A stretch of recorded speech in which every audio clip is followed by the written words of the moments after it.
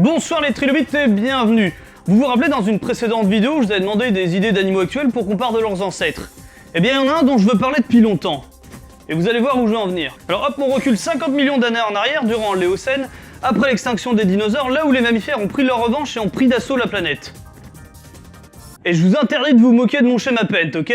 Donc pour commencer, je vous présente le Pachycetus, un petit mammifère terrestre carnivore, une sorte de loup avec une queue de rat et des sabots à la place des griffes.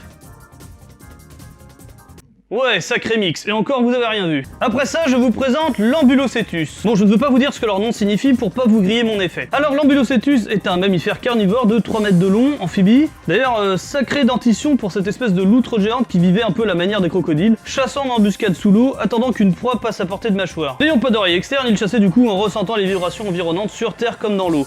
Salée ou douce d'ailleurs. Si je devais lui donner un petit nom, ça serait la loutre crocodile. Crocoloutre.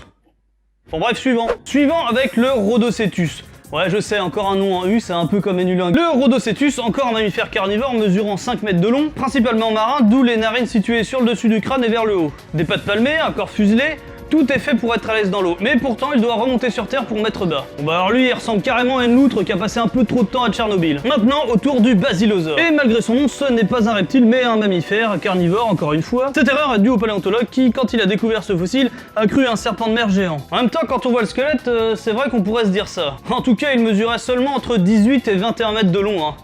Ridicule. Coucou. Mouah.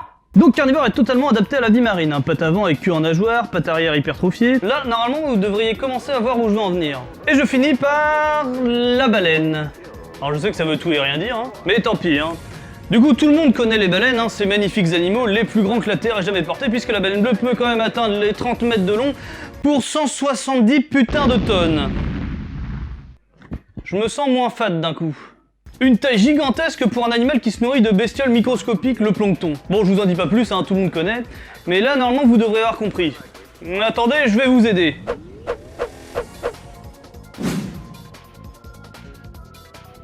Et oui, je viens de vous retracer l'évolution de la baleine. Bon, en version ultra simplifiée. Hein. Je sais pas si vous vous rendez compte, mais l'animal marin bouffeur de plancton le plus grand du monde vient à la base d'un petit carnivore terrestre.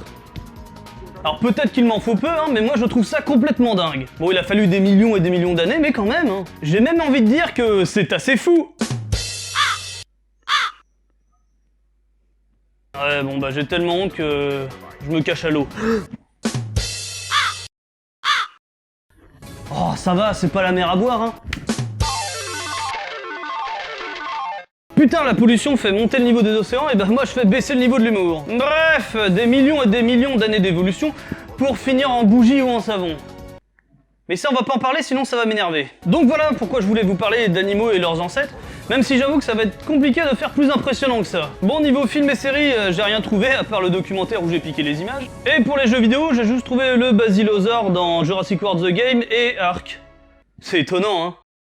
Voilà, c'était une vidéo peut-être un peu spéciale, mais depuis que j'ai créé cette chaîne, je voulais absolument parler, donc je le fais, et j'espère que ça vous a quand même plu. Merci à Hot Killers aussi d'avoir parlé de moi, merci mec. Et attention, j'annonce pour la prochaine vidéo, on va prendre un peu de hauteur.